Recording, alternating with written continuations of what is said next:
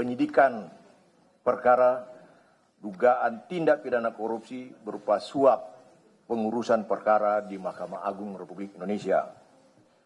KPK sebelumnya pun telah menyampaikan pada publik terkait dengan penetapan pengumuman 13 orang tersangka yang terdiri dari 1 SD,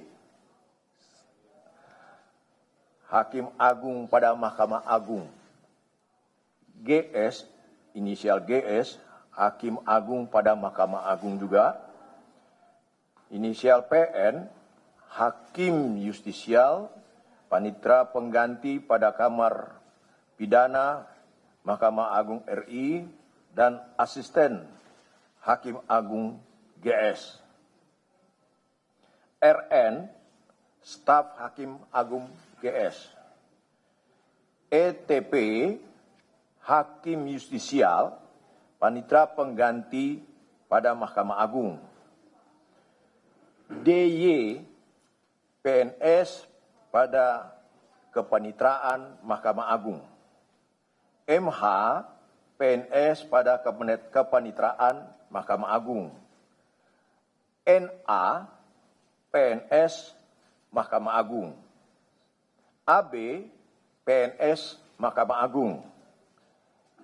YP, pengacara. ES, pengacara. HT, swasta, debitur koperasi simpan pinjam ID. Kemudian yang ke-13,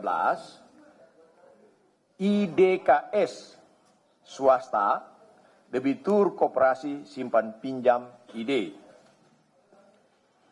Untuk kepentingan proses penyidikan, tersangka GS dilakukan penahanan oleh tim penyidik KPK selama 20 hari pertama yang dimulai pada tanggal 8 Desember 2022 sampai dengan 27 Desember 2022 di rutan KPK pada Pom dan Jaya Guntur.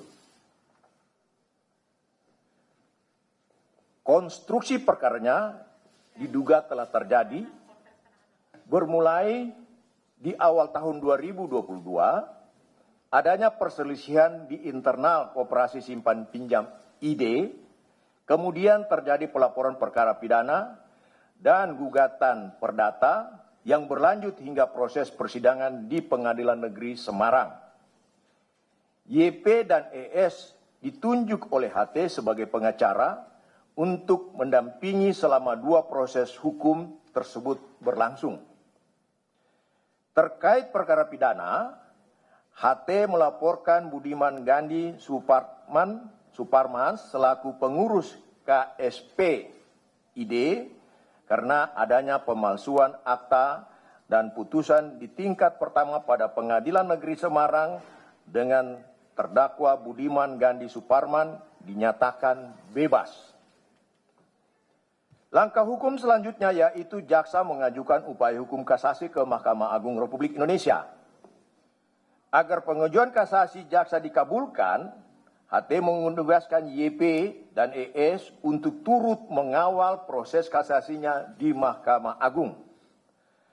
Karena YP dan ES telah mengenal baik dan biasa bekerja sama dengan DY sebagai salah satu staf di Kepanitraan Mahkamah Agung untuk mengondisikan putusan, maka digunakanlah jalur DY dengan adanya kesepakatan pemberian uang sejumlah sekitar Singapura dolar 202.000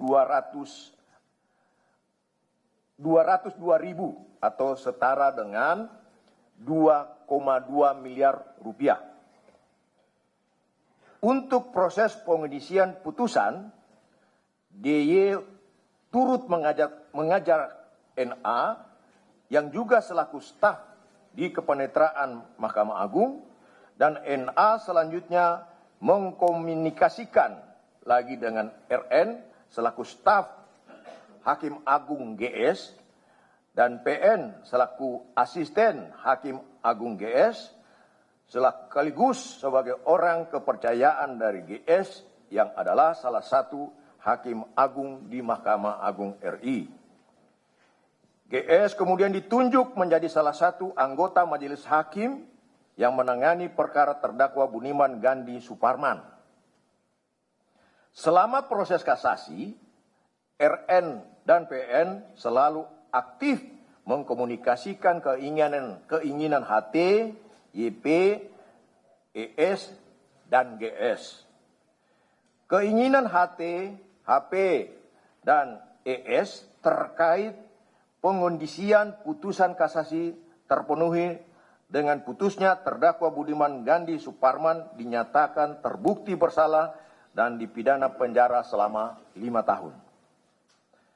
Dalam mengondisikan putusan kasasi tersebut, sebelumnya juga diduga telah ada penerimaan uang pengurusan perkara melalui DY yang kemudian uang tersebut diduga dibagi di antara DY, NA, RN, PN, dan GS.